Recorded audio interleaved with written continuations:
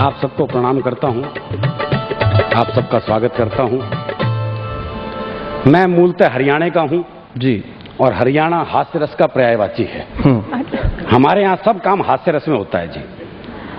हरियाणा में तो प्रेम प्रदर्शन तक में हास्य रस होता है। वो हरियाणा के एक बस कंडक्टर का ब्याह हुआ तो पहली रात को जब कमरे में पहुंचा तो पलंग पे बैठी हुई दुल्हन से जो उसका पहला संवाद था वो उसके प्रेम प्रदर्शन का चरमोत्कर्ष था।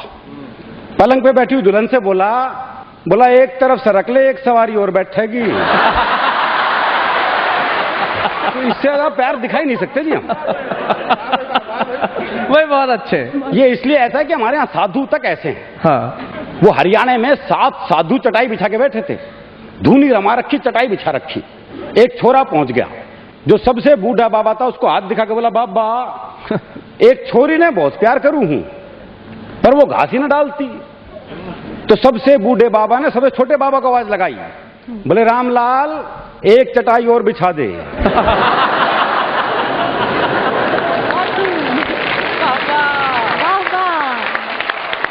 तो हमारे यहाँ तो बाबा भी सारे चटाई वाले हैं जी। और जब प्रेम चरम पर पहुंचता है तो और हास्य की स्थिति पैदा होती है जी। वो हरियाणा के एक गांव में एक बाबा जी आए हुए थे, तो एक पति पत्नी के को औलाद नहीं थी। तो बाबा जी बोले मैं बद्रीनाथ जाऊंगा, तुम्हारे नाम का दिया जलाऊंगा, भगवान ने चाही तो औलाद हो जाएगी। 12 साल बाद बाबा उसी गांव में वापस आया तो देखा वो महिला 11 बच्चों से घिरी हुई है। अच्छा। बोले तुम्हारे हैं? बोले हाँ जी। बोले इसका मतलब मेरा दिया जलाना सफल रहा, भगवान ने मेरी सुन ली। बोले इन बच्चों का बाप नजर नहीं आ रहा।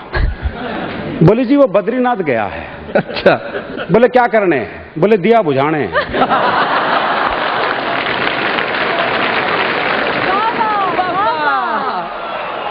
तो हमारे यहाँ तो बाद में दिया बुझाने की भी जरूरत पड़ती है जी।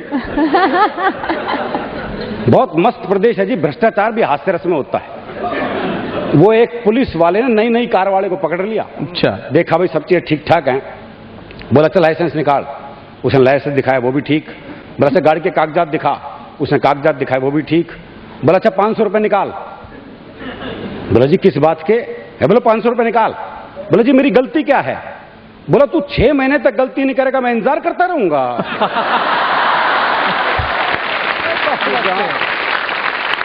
जहां भ्रष्टाचार भी हास्य रस में हो तो वहां आप कल्पना कर ही सकते हैं जी। एक छोटी सी कविता सुनाता हूं। सुना। एक आदमी ने धरती से किया प्रस्थान और यमराज के कक्ष में घड़ियां ही घड़ियां देखकर रह गया हैरान। अच्छा। हर देश की अलग घड़ी थी, कोई छोटी कोई बड़ी थी, कोई दौड़ रही थी कोई बंद, कोई तेज थी कोई मंद। उनकी अलग अलग रफ्तार देखकर आदमी चकराया। कारण पूछा तो यमराज ने बताया हर घड़ी की उसी हिसाब से रफ्तार जिस हिसाब से हो रहा है उस देश में भ्रष्टाचार।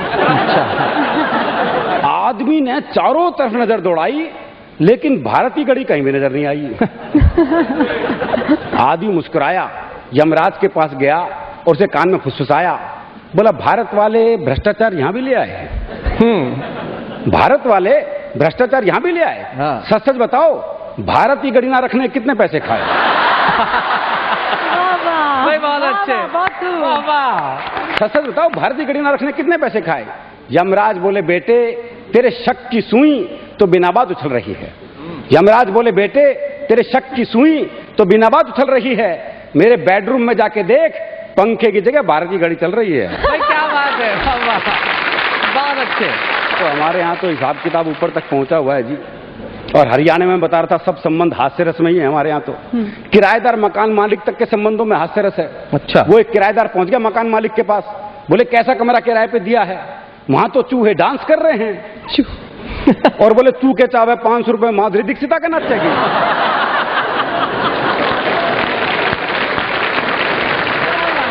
बहुत अच्छा अरुण। तो जब ये संबंध ऐसे हैं तो सास बहू दामाद ये तो हास्य रस से भरे ही पड़े हैं।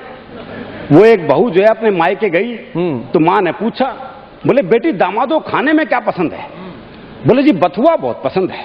बथुआ बहुत बढ़िया। अब जब दामाद बहू को लेने आया तो बथुए का साग, बथुए की भुजी, बथुए का रायता, बथुए की रोटी, बथुए का पराठा और तो और सलाद में ही बथुआ।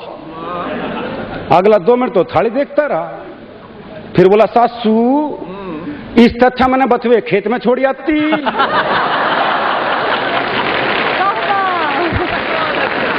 तो एक दामाद पहुंचा ससुराल पत्नी को लेने, तो सास का जी नहीं करता भेजने का, तो उसने कहा अगले हफ्ते आइए। हाँ। वो अगले हफ्ते आया। सास बोली बे जी नहीं भरा, अगले हफ्ते आइए। वो फिर अगले हफ्ते आया। सास बोली तू तो हर हफ्ते आ जा है। हम अभी नहीं भेजेंगे, 15 दिन के बाद भेजेंगे। अच्छा। बोला जी मैं अभी आ जाके थक गया, मैं 15 दिन यहीं रुकूंगा। मैं साथ ही लेके जाऊंगा। वो सास घबरा गई, बोले दामाद रुकेगा तो खातिरदारी करनी पड़ेगी। बोले जी आप रुकोगे तो लोग क्या कहेंगे? बोले क्यों?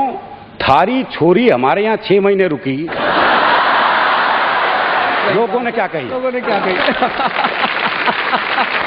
बहुत अच्छे। वाह। बोली जी वो तो आपके यहाँ ब्याही गई है। तो बोले मैं क्या यहाँ फूका गया हूँ? वो एक और दामाद पहुंचा जी ससुराल पत्नी को लेने, तो सास का जी नहीं करता भेजने का, तो उसने बाकी बच्चों से कहा बोले अपने जीजा को समझाओ, और अगर नहीं माने ना तो यूं कह दे रहा हमारी माता जी की देवी आ जाती है। देवी। और जब देवी आ जाती है उन बात मनवा के छोड़ती है। बालक पहुंच गए, बोले जी आज अभी नहीं भेजेंगे। बोले नहीं लेके जाऊंगा। बोला ऐसा हमारी माता जी की देवी आ जाती है, और जब देवी आ जाती है अपनी बात मनवा के छोड़ती है। अच्छा। बोला देवी आ जाए देवा आ जाए, मैं तो लेके जाऊंगा। थोड़ी देर बाद सास जो वो बाल बाल बिखेर के आ गई। बोले देवी आ गई ना भेजूं। देवी आ गई ना भेजूं, देवी आ गई ना भेजूं। दामाद थोड़ी देर तो ड्रामा देखता रहा, फिर बोला भैरव आ गया लेके जागा।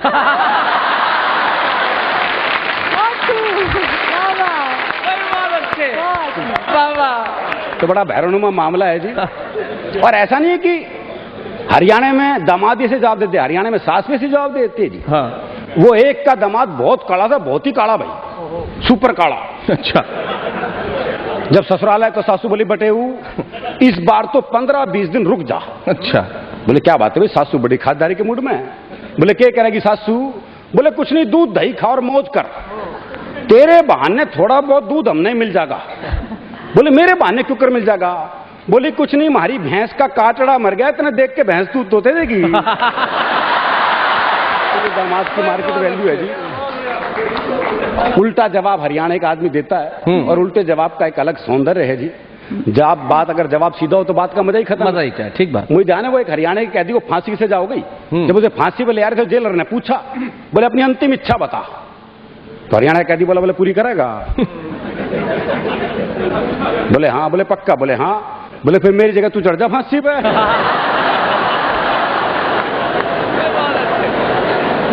जो उल्टे जवाब का सौंदर्य है, इस पर एक आपको शुद्ध हास्य रस की कविता सुनाता हूं जी। पुलिस को रंगरूटों का दस्ता चाहिए था नया। पुलिस को रंगरूटों का दस्ता चाहिए था नया। हरियाणा का राधे श्याम भी इंटरव्यू देने गया। इंटरव्यू में पूछा गया सिर्फ एक सवाल, और राधे ने बना दिया सवाल का बवाल। सवाल था आप सेब खरीदने जाओगे तो 50 रुपए किलो के हिसाब से 100 ग्राम सेब के कितने पैसे देकर आओगे? यह आसान सा सवाल था जी, लेकिन इस आसान से सवाल को हरियाणा का आदमी कैसे बवाल बना सकता है, बस यही इस कविता का सौंदर्य है। आप सेब खरीदने जाओगे तो 50 रुपए किलो के हिसाब से 100 ग्राम सेब के कितने पैसे देकर आओगे? राधे बोला अगर मैंने 100 ग्राम सेब के भी पैसे दिए तो पुलिस में भर्ती हो रहा हूं क्या ऐसी कराने के लिए?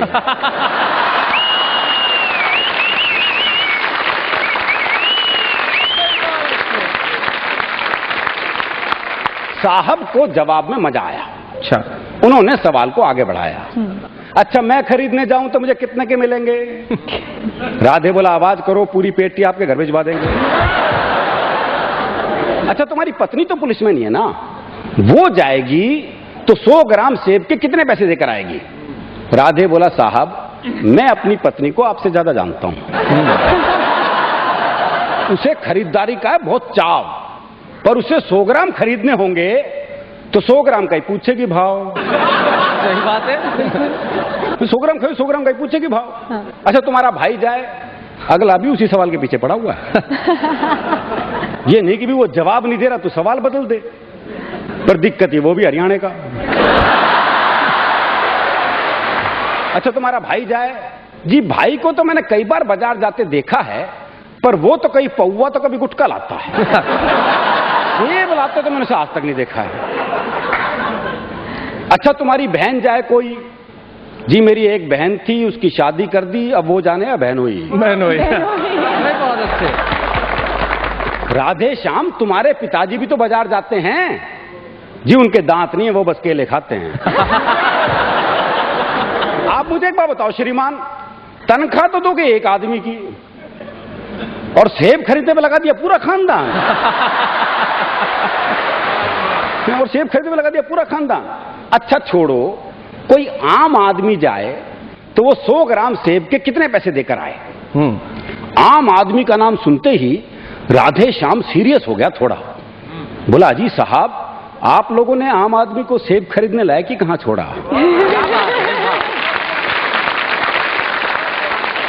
अजी साहब, आप लोगों ने आम आदमी को सेब खरीदने लायक ही कहां छोड़ा? आम तो सेब का ठेला लगाता है, अच्छा, खरीदने तो खास ही जाता है। क्या बात है? अच्छा कोई खास आदमी जाए तो अगला भी पीछे पड़ा हुआ है जी। पहली बात तो है कि अगर वो खास है तो खुद क्यों जाएगा? सही बात है, बिल्कुल ठीक। अपना नौकर भेजेगा और आपके कहने से चला भी जाएगा तो क्या सिर्फ 100 ग्राम खरीद के लाएगा? चलो आपकी अंतिम इच्छा पूरी करने के लिए 100 ग्राम खरीद भी लाए तो इसका हिसाब आप मुझसे क्यों लेते हैं?